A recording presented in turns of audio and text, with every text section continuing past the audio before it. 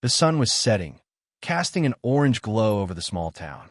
The neighborhood was peaceful, with people returning home after work. Church bells rang in the distance, calling the faithful for evening prayers. But inside one particular house, there was no sign of faith. No crosses on the walls. No prayers before meals. No talks about God. This was the home of David Carter, a man who had once believed in God but had now completely rejected him. David was not always like this. Years ago, he was a devoted Christian. He went to church every Sunday, prayed before bed, and truly believed that God was watching over him. But everything changed the day he lost his first wife and child. It happened so suddenly. His wife, Emily, was pregnant with her first baby. They had waited years for this moment. They had even chosen a name, Lily. But during childbirth, something went wrong. The doctors tried to save them, but both Emily and Lily died that night. David was shattered. He had spent the entire night in the hospital chapel, praying with all his heart. He begged God to save them. He promised to be a better man if God listened. But no miracle came. After that day, David stopped believing. He stopped going to church. He stopped praying. He blamed God for taking away the only people he truly loved. If God was real, why would he let something so cruel happen? Over the years, his anger grew stronger. He read books about atheism. He started believing that religion was just a lie to comfort weak people. He wanted nothing to do with it. Eventually, David remarried. His new wife, Rachel, was a kind woman. She was religious but never spoke about it in front of him. She knew his pain and tried not to upset him. They had 2 children, Sophia and James. They lived in a small town where almost everyone believed in God. Churches were everywhere. People attended Sunday Mass regularly. Neighbors prayed together. But David wanted no part in it. He made it clear to his family there would be no religion in his house. No Bible, no prayers, no church visits. He raised his children to believe that there was no God, no heaven, and no hell. Rachel never argued with him, but deep inside, she wished he would change. She wanted their children to have the freedom to choose their beliefs. But she also feared David's anger. So, she stayed silent. Because of his strong views, David had no close friends in the neighborhood. The other men talked about work, sports, and family, but they also talked about faith, something David despised. He would often get into arguments when people mentioned God. One day, a neighbor named Mr. Harrison invited him to a church event. "It's just a small gathering," Mr. Harrison said. "You don't have to believe. Just come for the food and the company." David's face turned red with anger. "I don't need your church or your God," he snapped. "Stop trying to convert me." After that, the neighbors kept their distance. They whispered about him when he walked by. "That's the man who doesn't believe in God." Some even warned their children not to play with Sophia and James. David didn't care. In fact, he liked being left alone. To him, religion was the cause of wars, lies, and broken promises.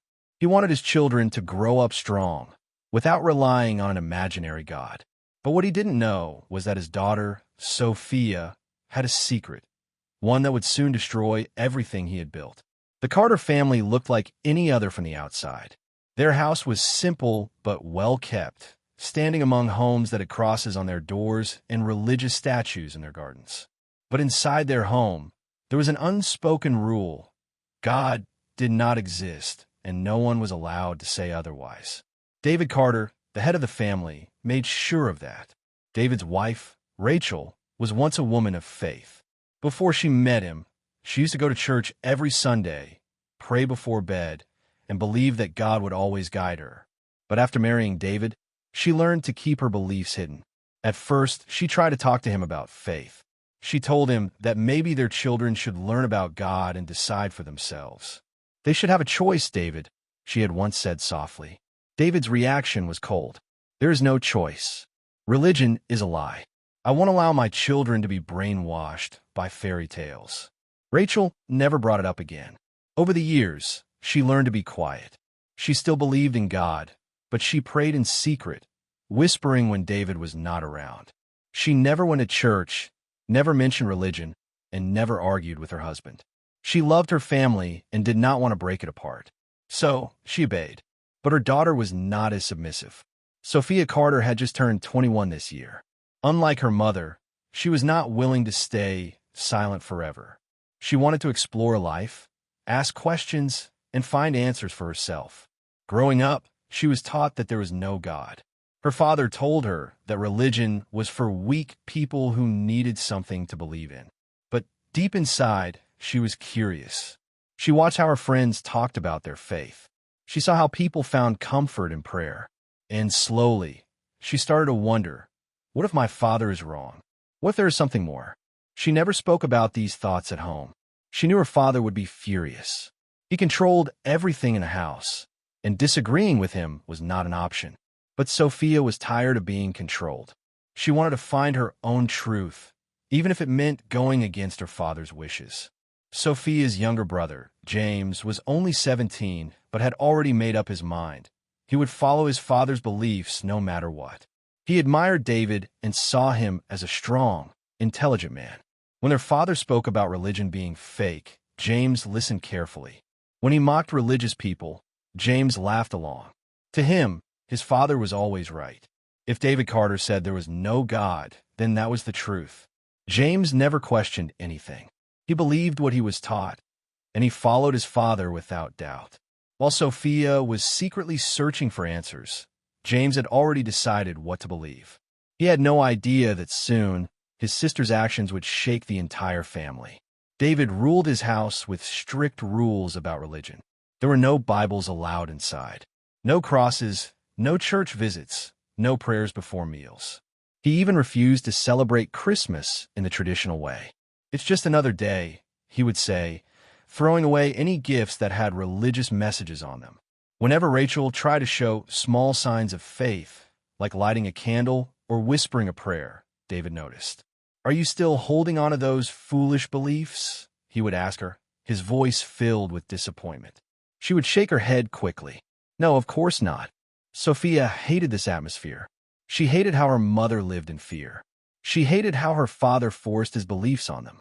And she especially hated how James copied everything their father did, never thinking for himself. "Why can't we just live how we want?" she had once asked her father. David had stared at her with cold eyes. "Because I won't allow lies in my house." She had wanted to argue. She had wanted to scream that he was wrong. But she knew it was useless. So she stayed quiet. But deep inside, she was already making her own choices. And soon, those choices would lead to something no one in the family could ever expect. Sophia had always followed her father's rules while growing up. But now, at 21 years old, she was tired of being told what to think. She wanted to make her own choices, and that included exploring something her father hated: faith. She knew it was dangerous. If her father found out, he would be furious. But she could not stop herself. She needed answers. Sophia had told her family that she went to tuition classes every evening to study. It was not a complete lie. She did attend tuition, but she also did something else. When her classes ended, instead of coming home right away, she would take a different path, one that led her to a place her father would never approve of. At first, she only stood outside. She watched from a distance, afraid that someone might recognize her. She saw people laughing, talking, and praying together. They did not look weak, as her father always said. They looked happy. One evening, she finally gathered the courage to step inside. She expected to feel guilt or fear, but instead, she felt peace. The warm glow of the candles, the soft sound of people singing hymns, the kind smiles of strangers welcoming her, it all felt safe. Sophia started attending more often. She listened to the pastor's words. She asked questions. She made friends with people of faith. For the first time in her life, she felt like she was making her own decisions. David Carter had always controlled everything in his family. He told them what to believe, what to do, and what not to do. One evening, as Sophia was getting ready to leave, he stopped her. "Where are you going?" he asked. "Tuition, like always," she replied, keeping her face neutral. David frowned. "I'll drop you off today." Sophia felt her stomach drop. If he took her, he would see that she did not go straight home after class. "No, Dad, it's fine. I can go alone." His eyes narrowed. "Why? What are you hiding?" "I'm not hiding anything. I just like walking alone." David was suspicious, but he let her go. However, his suspicion did not fade. He started paying more attention to her actions. A few days later, he saw her talking to some church-going kids from the neighborhood. That made him furious. That night, at dinner, he brought it up. "I don't want you talking to those religious fools," he said firmly. "They will fill your head with nonsense." Sophia clenched her fists. "They're my friends, Dad." "No, they're trying to brainwash you," David snapped. "You will not meet them again." Sophia looked at her mother for support, but Rachel kept her head down. She never spoke against David. Sophia's voice rose.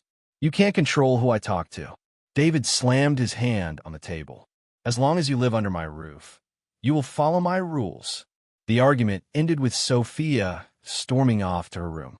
She knew she could never change his mind, but she also knew that she would not stop exploring her faith. While Sophia wanted to find her own path, her younger brother, James, was the opposite. At 17 years old, he completely believed everything their father said. To him, their father was the smartest, strongest man he had ever known. When he heard Sophia arguing with their father, he felt angry. Later that night, he knocked on her door. "Why do you always argue with Dad?" he asked. Sophia sighed. "Because he wants to control everything, James. He won't even let me have friends." James crossed his arms. "Dad is right. Religious people are weak. They believe in something that isn't real." Sophia shook her head. "How do you know that? Have you ever tried to learn for yourself?" James scoffed. "I don't need to. Dad knows the truth, and I trust him." Sophia looked at her brother and felt sad. He had never questioned anything. He had never thought for himself. "One day, James, you'll see that you should think for yourself, not just follow Dad blindly." James only glared at her. "Or maybe one day, you'll realize that Dad is right." As he left her room, Sophia sighed. Her father hated religion, and her brother worshipped their father. There was no one in her family who would understand her. She was completely alone. Sophia had never met anyone like Pastor Daniel. He was kind, patient, and understanding. He was nothing like the strict, angry priest her father had described. Unlike her father, he listened. Daniel was in his late 20s, young for a pastor, but wise beyond his years. He had a gentle voice and warm eyes that made Sophia feel safe whenever she spoke to him. She had started talking to him after one of the church services. At first, she only asked small questions about faith, about God, about life. But soon, she found herself telling him everything. She told him about her father, about how she had to hide her faith, her questions, her thoughts. "I feel trapped," she confessed one evening after service. "I can't be myself at home." Daniel nodded, his eyes full of sympathy. "You are not alone, Sophia. You have people who care about you. You can always talk to me." And she did. She started meeting him in secret, away from the church, away from the eyes of judgment. At first, it was just long conversations. Then it became something more. Sophia never planned to fall in love. But love does not ask for permission. She and Daniel met in quiet places behind the church, in empty gardens on hidden paths. They would sit close, whispering about their dreams, their fears. Daniel tried to resist his feelings. He was a man of God. He had taken vows. But with Sophia, he felt something he had never felt before. One evening, under the soft glow of a street lamp, Sophia finally said it. "I think I love you." Daniel hesitated. He should not feel the same way. But when he looked into her eyes, he knew he did. He gently cupped her face. "We shouldn't," he whispered. But it was too late. Their lips met. For a moment, the world around them disappeared. But someone was watching. James had always trusted his father. He had always believed that faith was a weakness, that religious people were liars. So when he heard whispers at school, rumors about his sister meeting a pastor in secret, he was furious. His own sister? With a man of faith? At first, he refused to believe it. But his friends insisted. "Go see for yourself," one of them said. "She meets him behind the church at night." James decided to follow her. That evening, when Sophia said she was going to tuition, James quietly slipped out behind her. He followed her through the streets, keeping his distance. When she turned a corner near the church, he hid behind a wall. And then he saw it. Sophia stood close to a man, a pastor. They were talking softly, their hands almost touching. James pulled out his phone and started recording. Then it happened. Daniel leaned in and kissed Sophia. James' hands shook with rage. He had proof. James ran home that night, his heart pounding. He knew exactly what he had to do. Dad was right, he thought. Faith makes people weak. It makes them liars. His sister had betrayed their family. And soon, his father would know everything. James sat in his room, staring at his phone. The video of Sophia and Pastor Daniel was right there, playing on repeat. He had thought it would make him feel powerful, catching his sister breaking the rules, proving that his father was right about religious people. But now he felt strange. A small voice in his head whispered, "What if you're wrong?" He shook the thought away. His father had always taught him that faith was a lie, that people who believe in God were weak and foolish. But now his own sister, the person he had looked up to, was falling into that trap. James clenched his fists. He had to tell someone. But should he tell his father? He imagined his father's rage, the shouting, the punishment. For the first time, he hesitated. Instead, he went to the only person who might understand, his mother. James found his mother in the kitchen, washing dishes. "Mom, I need to tell you something." She turned, wiping her hands. "What is it, dear?" James swallowed. He wasn't sure why, but suddenly, he felt nervous. "It's about Sophia." His mother frowned. "What about her?" James pulled out his phone and played the video. His mother's face turned pale. She covered her mouth with her hand. "No," she whispered. James nodded. "I saw her. She's been meeting a pastor behind the church." And they kissed. His mother's eyes filled with tears. She shook her head, stepping away. "James, listen to me," she said, grabbing his arm. "You cannot tell your father." James frowned. "What? Why not?" "You know how he is," she whispered, glancing toward the living room. "If he finds out, he will lose control."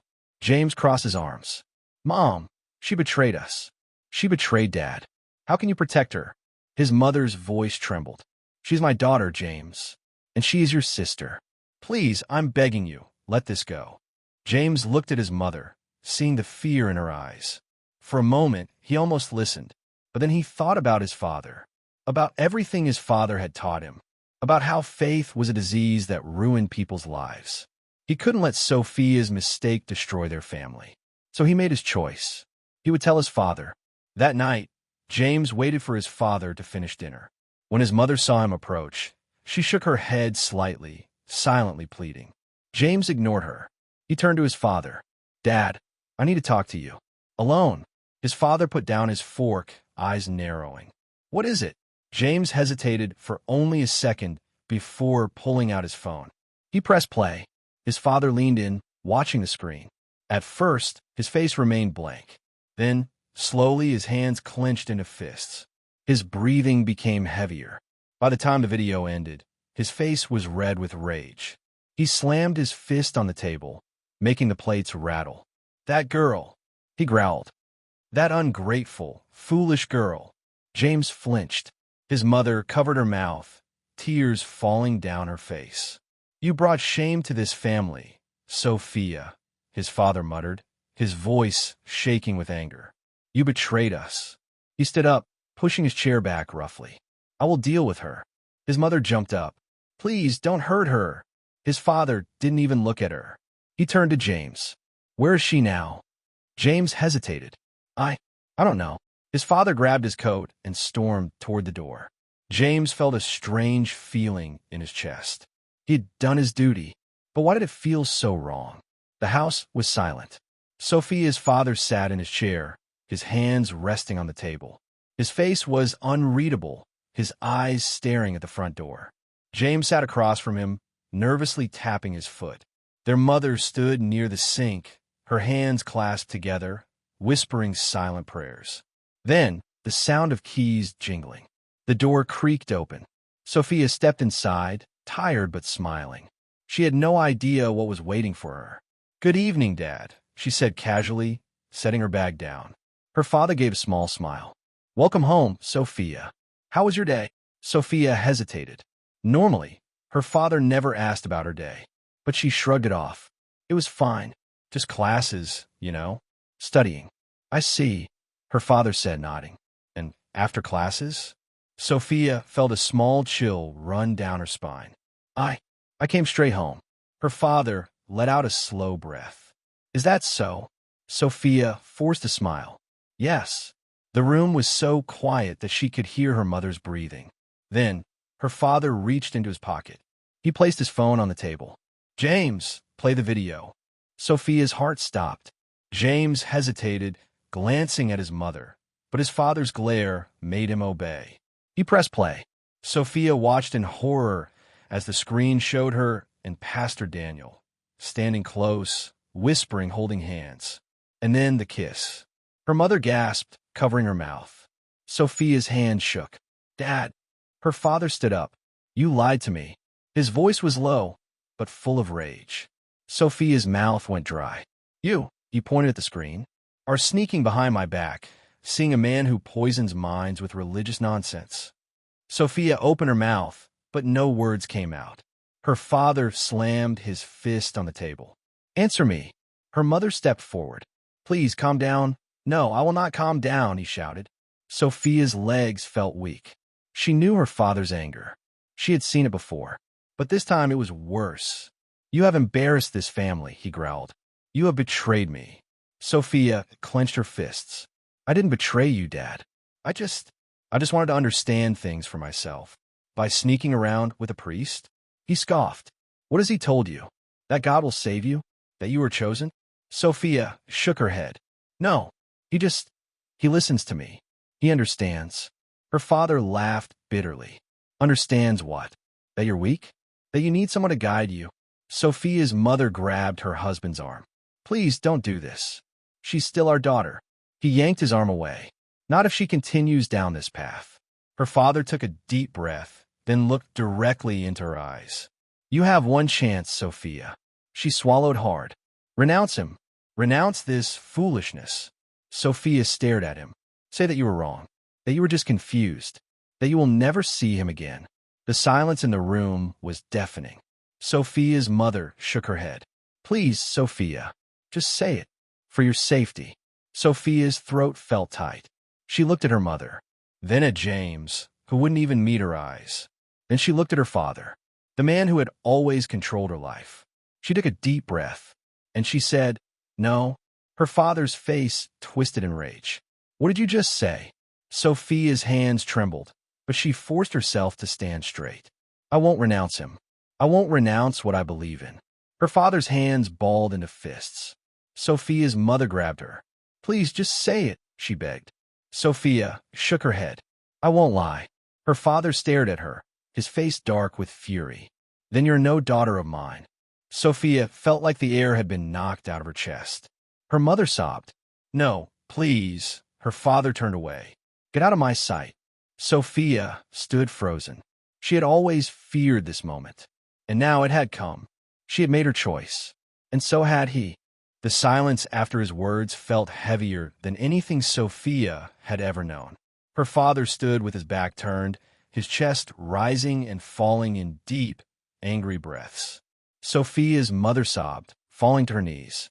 Please, don't do this, she begged, reaching out to him. She's still our daughter. But he didn't turn around. Instead, he slammed his fist against the table. The force made the plates rattle, making James flinch in fear. Then, he turned back to Sophia. His eyes were wild, filled with something dark and uncontrollable. You brought this on yourself, he hissed. Before Sophia could react, he lunged. His hand struck her face hard. She stumbled back, gasping from the sudden pain. Then another hit, and another. James froze, too afraid to stop him. Sophia's mother screamed and threw herself between them. Stop it. Stop it, please. Her father shoved her aside. She crashed onto the floor, knocking over a chair. Sophia could barely breathe. Her cheek burned, and her vision blurred with tears. Dad, please. But he wasn't listening.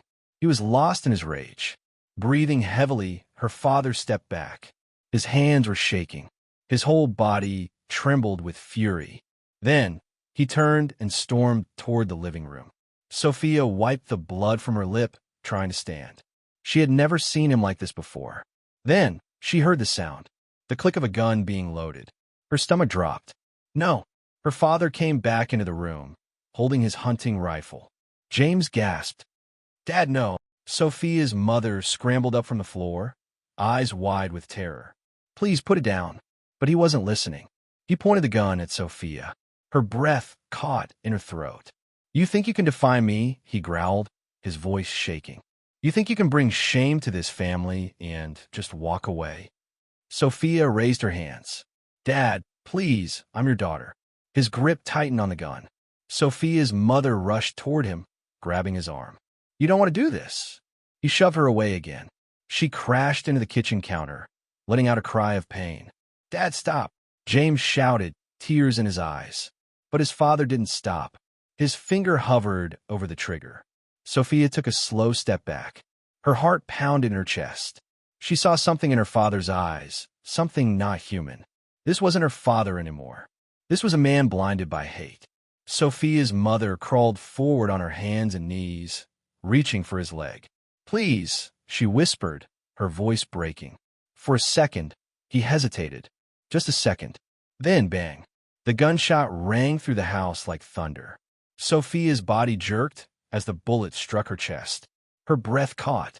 Her knees buckled. She collapsed onto the floor. Blood pooled beneath her. Her vision blurred. She heard screams. Her mother's screams. James shouting something. Her father dropping the gun. She tried to speak, but only a weak gasp came out. Her mother rushed to her, lifting her into her arms. "No, no, no, baby, stay with me," she sobbed, pressing a shaking hand against the wound. Blood seeped between her fingers. Sophia's lips trembled. "Mom!" Her mother cradled her head. Don't talk. You're going to be okay. You're going to be okay." But Sophia knew she wasn't going to be okay. Her chest felt so cold. Her breaths came slower. She looked up at the ceiling, her mind slipping away. Somewhere in the distance, she heard her father's voice. "What have I done?" Darkness swallowed her. And then, nothing. The moment the gun went off, everything fell silent. For a brief second, no one moved. No one breathed. Then, the screaming began. Sophia's mother let out a sound so painful it didn't even seem human. She dropped to her knees, grabbing her daughter's lifeless body. Blood spread across the floor, soaking into her dress, but she didn't care. "No, no, no. Sophia, wake up!" she cried, shaking her gently. But Sophia didn't move. Her eyes were half open, staring at nothing. James stood frozen, his whole body shaking. He had never seen this much blood before. His sister, his strong, stubborn, annoying sister, was gone. He couldn't believe it. This wasn't real. It couldn't be. Their father still held the gun in his hands. His grip loosened, and the weapon clattered to the floor. His face was pale. His whole body trembled. His mouth opened, but no words came out. "What have I done?" he finally whispered. His hands, once so steady, now shook violently. He took a step back, then another, as if trying to escape from the truth. The neighbors heard the shot. Doors swung open. People rushed outside, confused and frightened. Whispers filled the air. Then someone screamed, "Call the police." Another neighbor ran inside their house, dialing the emergency number with shaky hands. Back inside, Sophia's mother rocked her daughter's body, sobbing so hard she could barely breathe. "Please, God, bring her back. Please." But there was no answer. James finally snapped out of shock and grabbed his father's shirt. "You killed her," he shouted, his voice breaking. "You killed Sophia." His father didn't fight back. He didn't even raise his hands. He just stared at his daughter's body. Then, the sound of sirens filled the air. Red and blue lights flashed through the windows. Tires screeched as multiple police cars stopped in front of the house. Officers rushed in, their guns drawn, shouting commands. Everyone stepped back. James raised his hands and backed away. His mother clung to Sophia, refusing to let go.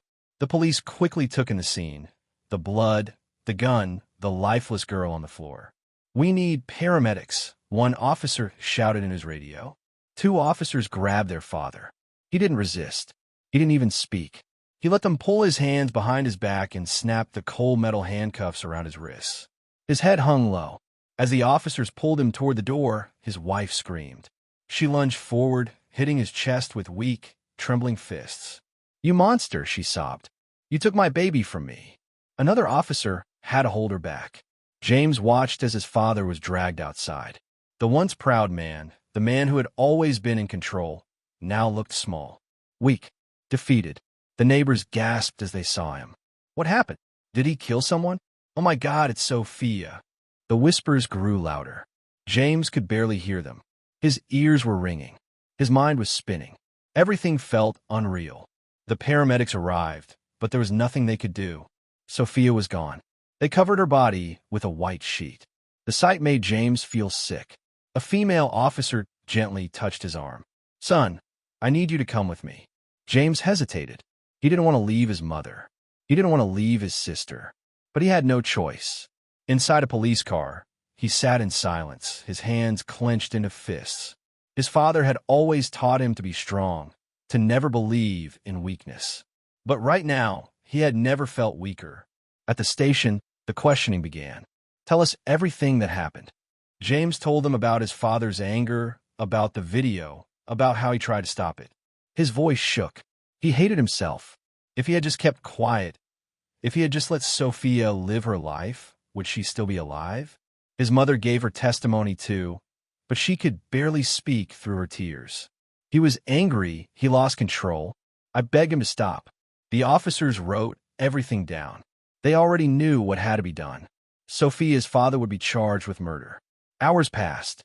James sat alone in the station, staring at the cold walls. He kept seeing Sophia's face, kept hearing his mother's screams. The weight of what happened crushed him. His father was going to prison. His sister was never coming back. And no matter how much he wished he could never change what had happened. The news spread like wildfire. Within hours, every news channel was talking about it. Reporters gathered outside the police station, outside the family's house, outside the church. Cameras flashed. Microphones were shoved forward. Everyone wanted answers. "Father of two arrested for killing daughter in a shocking crime of passion," one headline read. Was Faith the reason behind this tragic murder? Another news anchor questioned. Everywhere, people were talking about it. On the streets, in coffee shops, in workplaces, and even in schools. The whole town was buzzing with shock, anger, and confusion. Sophia's name was suddenly everywhere. Her picture, smiling and full of life, was on TV screens, newspapers, and social media. People who had never even met her now had opinions about her life and death. The family's neighbors were interviewed. "He always seemed strict, but I never thought he could do this," one woman said. "I saw Sophia grow up. She was a sweet girl. This is just heartbreaking," an older man whispered. Some, however, had different thoughts. "A father has the right to discipline his children. She disrespected him and brought shame to the family," one man stated firmly. The case divided people. Some felt sorry for the father, saying he lost control and never meant to kill her. Others blamed him completely, calling him a monster who should never see the outside of a prison cell again. Meanwhile, in the church, another storm was brewing. The pastor, the young man who had once been seen as a rising leader in the religious community, was now being blamed. "It is because of him that this tragedy happened," one elder said during a meeting. "He should have never allowed this relationship to happen," another added. The church officials acted quickly. They had to protect their reputation. By the next morning, the pastor was removed. His name was taken off church records. His sermons were erased from their website. It was as if he had never existed. The religious community, once warm and welcoming to him, now shut its doors. People who used to greet him with smiles now avoided his eyes. Parents warned their daughters to stay away. He tried to explain himself. "I never forced her to believe. She came to me for guidance, for comfort. I never meant for any of this to happen," he pleaded. But no one wanted to listen. They needed someone to blame. With nowhere to go, he packed his things and left the town. No one stopped him. Back in the town, the conversations continued. Everyone had something to say. This was a tragedy waiting to happen, a woman in a grocery store said, shaking her head. If she had just obeyed her father, she would still be alive, a man argued. It wasn't about faith. It was about control. He wanted to own his children, not raise them, another person countered. James watched it all unfold from the sidelines. The same people who once ignored their family now acted like they cared. It made him sick. His mother refused to leave the house. She barely ate. She barely spoke. The home felt empty, cold. Every room reminded them of Sophia. Her laughter, her voice, her absence. And her father? He sat in jail, awaiting his trial. Some people wrote letters of support to him, saying he was a good man who had made a mistake. Others sent hate mail, calling him a murderer. But no amount of words could change what had already been done. The damage was permanent. The jail cell was small and cold, but the father didn't seem to care. He sat on the hard bench, staring at the wall, deep in thought. He had been in prison for weeks now, yet he never once showed regret. Not at the trial. Not when the verdict was read. And certainly not now. When the reporter arrived for the interview, the father straightened his posture. He was ready. The camera was set up, the microphone placed in front of him. The reporter, a middle-aged woman in a gray suit, sat across from him. She cleared her throat. "Do you feel any guilt for what you did?" she asked. The father didn't hesitate. "No, I did what had to be done," he said firmly. The reporter blinked, clearly taken aback. "Your daughter is dead. You killed her with your own hands. And you feel nothing?" He leaned forward, his voice calm but strong. "She betrayed me. She betrayed reason, logic, and everything I stood for. She was weak." The reporter frowned. "You speak as if she was your enemy, not your child." The father shrugged. "Faith poisons the mind. It makes people foolish, blind. I tried to save her. She refused. That was her choice." The reporter glanced at her notes. Even among atheists, his lack of remorse was shocking. Some had expected him to at least express sorrow for his actions. But no, he was as defiant as ever. Many people, even those who don't believe in God, are horrified by what you did. What do you say to them? The father chuckled softly. They are hypocrites. They reject God, yet still cling to morality that comes from religion. If there is no God, then there is no right or wrong. I acted according to my own truth. The reporter's jaw tightened. But your truth took an innocent life. He didn't blink. She chose that path, and I chose mine. The interview aired that night, and the public erupted in outrage. Some people called him a monster, saying he was nothing more than a murderer using atheism as an excuse. Others defended him, claiming he was a victim of society, a man who had lost everything and reacted in the only way he knew how. Some even called him a martyr for atheism. "He's proof that religion destroys families," one man wrote online. "He went too far, but I understand his pain," another person commented. Meanwhile, the mother and son tried to rebuild their lives. James avoided the news, but no matter where he went, people whispered, "That's the boy whose father killed his sister." His mother rarely left the house. She had lost everything: her daughter, her husband, her peace. Her faith, however, remained. Even after everything, she still believed. She prayed for her daughter's soul. She prayed for strength. She even prayed for the man who destroyed their family. But the father? He sat in his prison cell, alone but content. He had no regrets, no guilt, no God.